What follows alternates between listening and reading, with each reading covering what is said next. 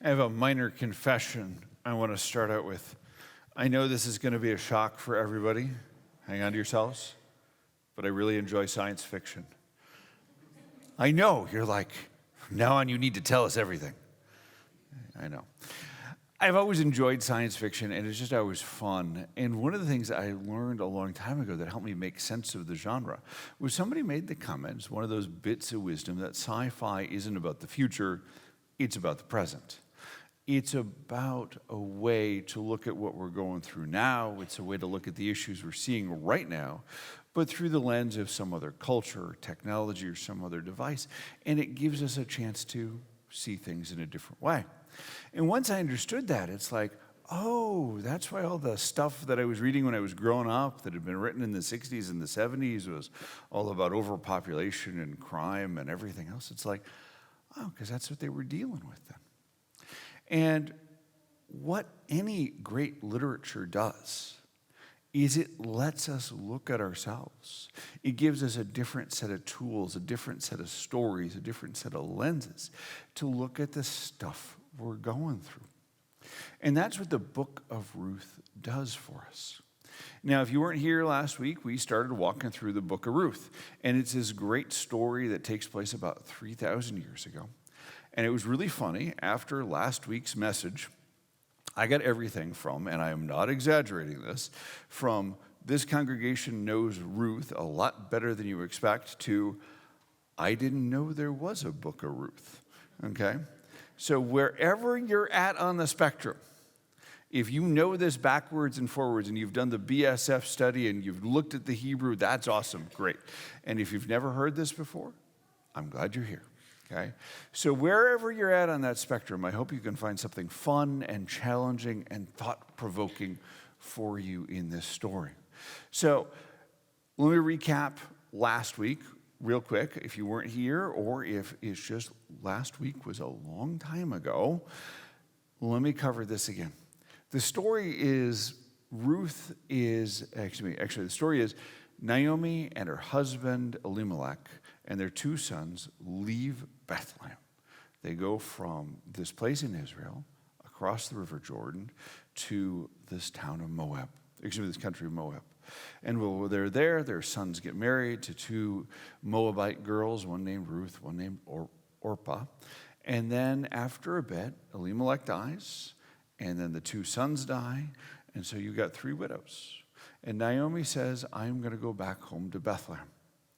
Why don't you ladies stay here? Go back to your families, go back to your gods, go back to your people.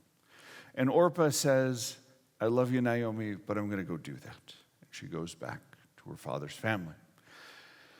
Ruth, on the other hand, says, where you go, I go. Your people will be my people. Your God will be my God. And so Ruth and Naomi go back to Bethlehem together. And it's the beginning of the barley harvest. And that's where our story picks up. So what happens is pretty simple, but we're going to have to do a little background work. Because remember, the past is a foreign country, and the customs are a little different there. But that's okay. It's fun to travel. When God sets up the law for the Israelites, when he sets up the systems of how they're supposed to govern and customs and how they're supposed to act, he says, here's one of the things that I want you to do. I want you to not harvest all the way to the edges of the field. So when your harvesters go out, you leave a strip around all the edges. And if anything gets dropped, they just leave it be on the ground. And the reason being that way, poor people could come and they could harvest it. And they could have their own living. They could get food. They didn't have to beg. They had a little bit of human dignity. And it was a chance for them to, not starve to death. Okay? Because that's a big factor.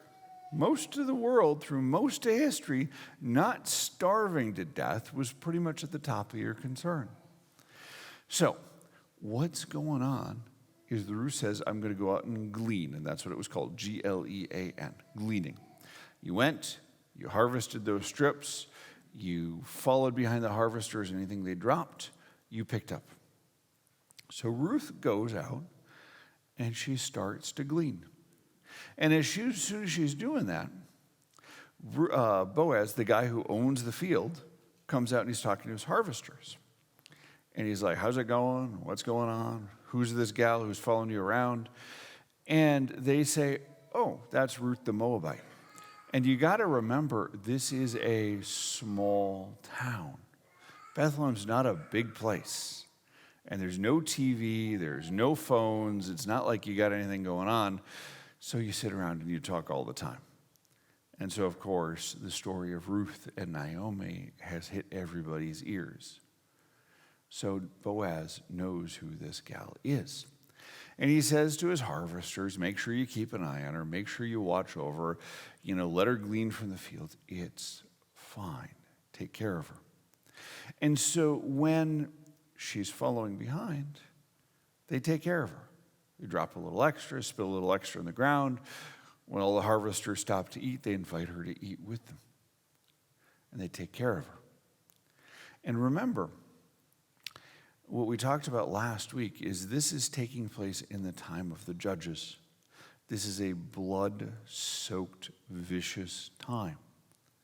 So for Boaz to say, hey, have my guys, stay close to my guys, they'll keep an eye on you and keep you safe, that's not just politeness. This is a time when you got bandits, barbarians, invasions, everything else going on. So for a young woman with no clan, nobody to watch over her, protection's a big deal. So that's the rough story, the short version of chapter 2. And I got a question for you. With any great piece of literature, you always get this question of who do you identify with? And where you're identifying with Ruth and Boaz, I don't think is so much based on gender, but I think it's based on where you're at in life. Because we have all been in that place where Ruth has been. You're feeling lost, you're feeling alone, you're feeling like you've got no hope, and you're just looking for a way to not starve. You all been there? Okay, I know I have. And it's important in those places to remember a couple of things. First of all, that God still loves you. And even though it's hard, you're not alone. And the other thing is to be grateful in those times when people do hand you that lifeline. Some of you heard my story about spending a year working at Nordstrom selling shoes. And I got to admit, selling men's shoes is nothing I was ever like, oh yes, this is why I went to school, okay? It was never my thing, okay? But I was so happy to get that job. It was such a blessing for me to be able to say, I have a job, I can pay the rent, I'm not relying on other people to bail me out. It was a real job. And I remember I had been there like 9-10 months, and the guy who had hired me, who was my manager, he got a different position, so he was leaving the company. And I remember writing him a very nice thank you note and said, hey, Antonio, I wanted to thank you for hiring me because it meant that much to us. It meant that much to me to be able to have a real job. And so I want to encourage you in those places, when you're in that situation, when you're feeling lost, when you're feeling alone, when you're feeling like, I don't know how it's going to go through. Remember that God still loves you. And there are people out there who want to bless you. And that brings me to the flip side of that. Maybe you're in that situation where you got everything you need right now. Where you're that Boaz. You got the crew of harvesters. You own the fields. He's a guy who's got a little bit of status. And there's a chance for him to be that blessing. There's a chance for him to look out for people. Now, here's something really interesting when we think about this with Boaz. When Boaz is blessing Ruth, when Boaz is taking care of her, he does this in a very generous and non-judgmental way. It's always tempting for us, once we've achieved a little bit in life, once we've got a little bit in life, to look down at the people who are a little messed up, forgetting totally that we might have ever been messed up in our lives. Okay? Yeah, we know how this works. And what Boaz does, actually, what Boaz doesn't do, is he doesn't look at Ruth and said, well, you should have thought about this ahead of time. Or what did you expect to happen? Or any of those judgmental things that are so easy to fall into. It's so easy to look down at people and say, well, you should have thought of this first. You should have done this right. You should have done this. And look at where you are now. And Boaz is like, yeah, we're going to take care of her. There is this beautiful thread throughout the Old Testament where God keeps reminding the people of Israel, look, you were slaves and foreigners. Therefore, treat the slaves and foreigners well. You go through Deuteronomy, which you think is this book, well, it is the book of the law. But in that book, God continues to remind the people of how his love should be reflected in them. And 3 different times in Deuteronomy, it says, look, remember, you were slaves in Egypt. Remember you were slaves in Egypt. Remember you were slaves in Egypt. Treat these foreigners and slaves well. And so when you've got this foreign woman there in the fields, Boaz is treating her with the reflection of God's love. And that's what we're called to do.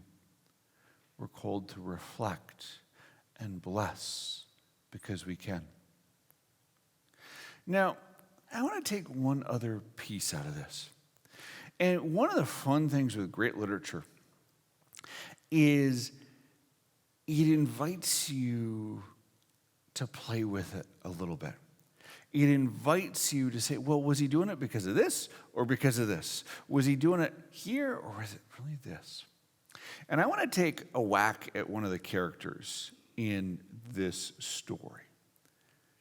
And I'm not completely sure it's fair. But that's the fun part of the discussion. Here's where I want to go with this. You've got Boaz here. And what is Boaz doing? He's building up a society. He's building up a culture.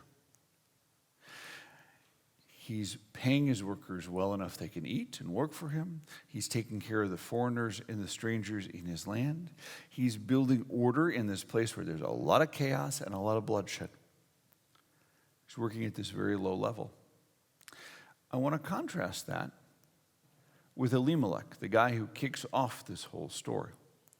Now again, if you missed last week, Elimelech means my God is my king. Pretty much everybody in this story, their name means something, okay? So Elimelech, with his name, it's like a political statement. There's no king in Israel at this time, so Elimelech is saying, his very name, my God is my king. But what does he do when times are tough? He goes off to a foreign country.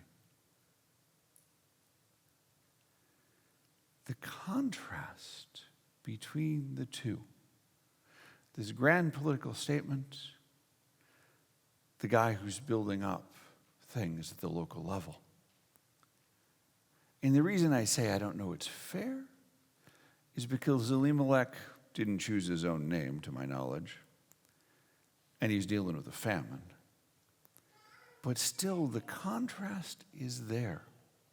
And the reason I point this out to you, the reason I bring this up 3,000 years after these events, is because that temptation of Elimelech is something a lot of us face. If I went around and surveyed everybody here who walked through those doors today and asked you, on a scale of 1 to 10, how worried are you about our culture and our society today? And I'm sure I would get the broad spectrum from everything's fine to the place is burning down and we're all going to die, okay?